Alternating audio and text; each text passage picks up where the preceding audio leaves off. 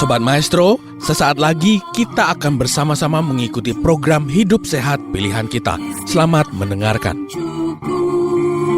Membuat wajah berseri, diet yang seimbang, tubuh terlihat indah, udara yang bersih, jadikan hidup semangat, pengendalian diri, itu pemenang sejati.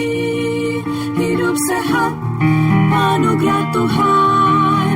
Hidup sehat, sangat berharga. 10 hukum kesehatan. Hidup sehat. Nah selanjutnya, dari awal-awal sejarah makan ini, mulailah dilakukan penelitian-penelitian epidemiologi yang awal ya, untuk mencari tahu apa sebenarnya manfaat dari frekuensi makan pada manusia. Dari penelitian-penelitian ini kemudian muncul istilah yang disebut dengan gorging, yaitu mengurangi frekuensi makan menjadi 1 atau 2 kali saja per hari. Dan kemudian juga ada istilah-istilah yang disebut dengan istilah nibbling, yaitu konsumsi makan lebih sering tapi dengan porsi yang lebih kecil. Ya, lebih banyak frekuensinya tetapi dengan porsi yang lebih kecil. Nibbling. Penelitian-penelitian awal ini menemukan bahwa gorging atau mengurangi frekuensi makan 1 atau 2 kali aja, itu ternyata akan meningkatkan risiko penyakit jantung. Ini penelitian-penelitian yang awal. Kemudian setelah itu penelitian-penelitian sesudahnya juga mengonfirmasi bahwa hal yang ini benar, masih tetap sama hasilnya. Bahwa makan justru 4 kali atau lebih per hari, itu justru dapat menurunkan kadar kolesterol dan lain sebagainya. Bahkan tahun 1989, ada satu penelitian yang luar biasa, di mana mereka menemukan bahwa very high frequency meals, yaitu dikasih makan sampai 17 kali per hari. Tapi justru hasilnya menunjukkan dapat memperbaiki kadar kolesterol dan LDL dibanding dengan makan frekuensi yang lebih sedikit. Tapi tentu saja penelitian ini tidak applicable, tidak bisa diimplementasikan karena sudah berada di luar kebiasaan dan mungkin juga kemampuan manusia normal. Bayangkan, makan sampai 17 kali per hari.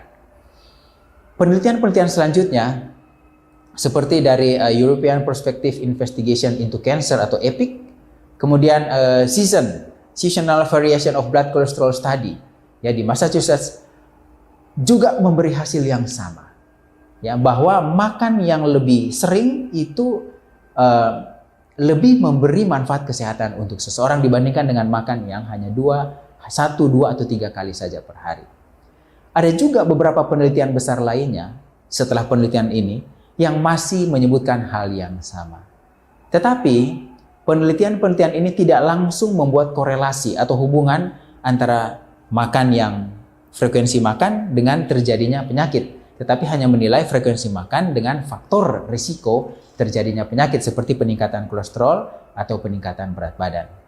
Dan kemudian penelitian-penelitian ini masih menggunakan metode dalam penelitian yang disebut dengan metode potong lintang. Yaitu mereka mengumpulkan data dan kemudian mereka melakukan penelitian terhadap data dan kemudian mereka langsung menyimpulkan bahwa orang yang makan banyak kolesterolnya lebih rendah. Orang yang makan sedikit kolesterolnya lebih banyak. Nah, kita tahu bahwa metode potong lintang seperti ini masih memiliki kekurangan apalagi kalau mau menilai penyebab terjadinya sesuatu. Dan ternyata bahwa memang sebagian besar penelitian ini masih menggunakan metode potong lintang ini. Sehingga kalau kita mau langsung menyimpulkan bahwa ini menyebabkan ini, makan lebih banyak menyebabkan perbaikan kolesterol, itu agak sulit untuk diakui atau divalidasi kebenaran dari pernyataan tersebut. Masih sulit untuk dicari tahu hubungannya. Sehingga tidak heran ketika Kahleova, ya, ini penelitian yang cukup besar, penelitian dari Kahleova dan kawan-kawan, mereka melakukan satu penelitian dengan menginvestigasi 50.660 orang anggota gereja Advent di Amerika dan Kanada. Mereka kemudian menemukan hasil bahwa, dan hasil yang mereka temukan adalah yang berbeda, yaitu makan 1 atau 2 kali per hari justru berhubungan dengan indeks massa tubuh yang lebih rendah dibandingkan dengan yang makan 3 kali per hari. Dan dari penelitian ini, mereka melihat bahwa jenis makanan, dalam hal ini snack, turut berperan terhadap terjadinya peningkatan berat badan pada yang makan 3 kali sehari disertai dengan snack. Mereka menemukan juga bahwa berapa lama puasa pada malam hari juga berpengaruh. Semakin panjang puasa pada malam hari, artinya semakin panjang orang tidak makan di malam hari, maka berat badan itu akan terkontrol semakin baik.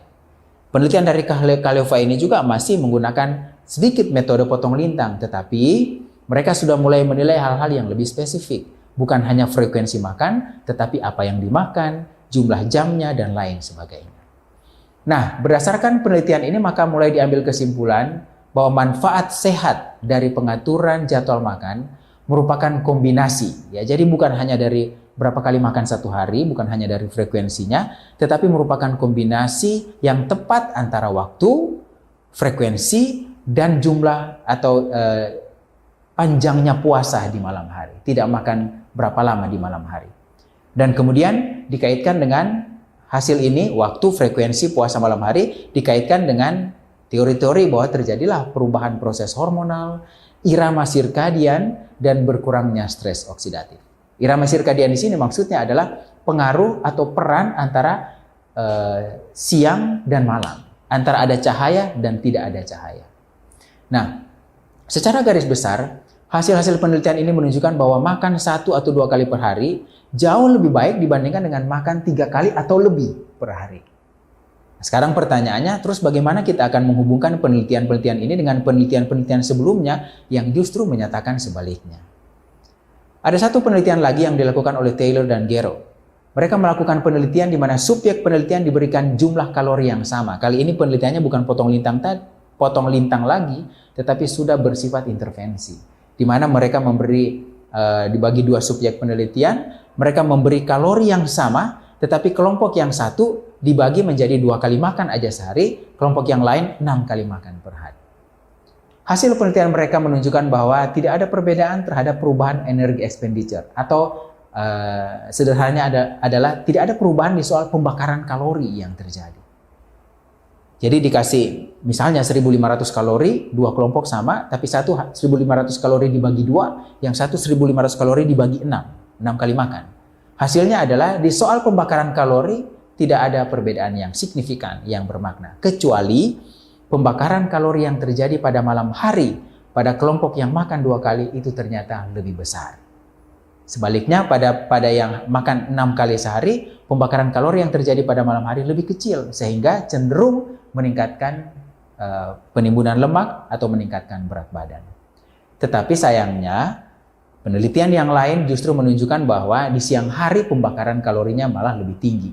Ya, jadi ini ada kontroversi di dalam penelitian sehingga akhirnya penelitian ini belum bisa dijadikan sebagai dasar atau belum konklusif istilah di dalam penelitian. Belum bisa diambil sebagai patokan yang bisa diimplementasi atau applicable buat menjadi rekomendasi secara publik.